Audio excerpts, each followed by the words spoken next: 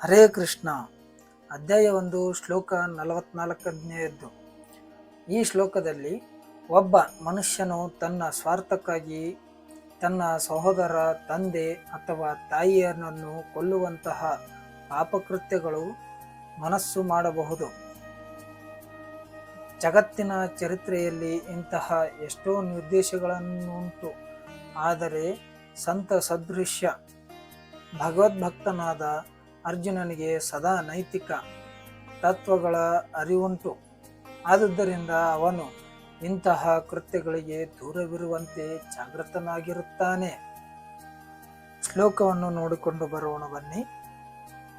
ಕುಲಘಾತಕರಾದವರ ದೋಷಗಳಿಂದ ವರ್ಣಸಂಕರವು ಹುಟ್ಟುತ್ತದೆ. ಅದರ ಪರಿಣಾಮವಾಗಿ ಜಾತಿ ಧರ್ಮಗಳು ಮತ್ತು ಕುಲಧರ್ಮಗಳು ಶಾಶ್ವತವಾಗಿ ನಾಶವಾಗುತ್ತವೆ. ವರ್ಣಸಂಕರಣದ ಪರಿಣಾಮಗಳು ಕುಲಪತನದ ಮತ್ತು ಅಧರ್ಮದಿಂದ ಉಂಟಾಗುವ ಮಿಶ್ರ ಜನಾಂಗವು ಸಂಪ್ರದಾಯಗಳನ್ನು ಪಾಲಿಸಲು ಅಸಮರ್ಥರಾಗಿರುತ್ತಾರೆ. ಧರ್ಮನಾಶ ಶಾಶ್ವತವಾಗಿ ಬಂದಿರುವ ಜಾತಿ ಕುಲ ಧರ್ಮಗಳು ಆಚರಣೆ ಸಂಪೂರ್ಣವಾಗಿ ಕುಸಿಯುತ್ತವೆ. ಅರ್ಜುನನ ತಳಮಳ ಯುದ್ಧದಿಂದ ಕೇವಲ ಜೀವಹಾನಿ ಮಾತ್ರವಲ್ಲ, ಸಮಾಜದ ಆಧಾರವಾದ ಧಾರ್ಮಿಕ ಸಂಸ್ಕೃತಿ ವ್ಯವಸ್ಥೆಯೂ ಕೂಡ ಶಾಶ್ವತವಾಗಿ ಹಾಳಾಗುತ್ತದೆ ಎಂಬ ದುಃಖ.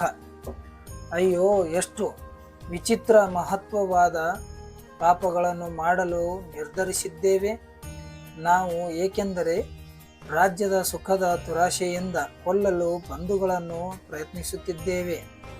ಅನುವಾದ: ಅಯ್ಯೋ, ಮಹತ್ತಾದ ಪರಿಣಾಮ ಕಾರ್ಯಗಳನ್ನು ಮಾಡಲು ನಾವು ಸಿದ್ಧತೆ ಮಾಡಿಕೊಳ್ಳುತ್ತಿದ್ದೇವೆ ಎನ್ನುವುದು ಎಂತಹ ಆಶ್ಚರ್ಯದ ಸಂಗತಿ. ದುಃಖ.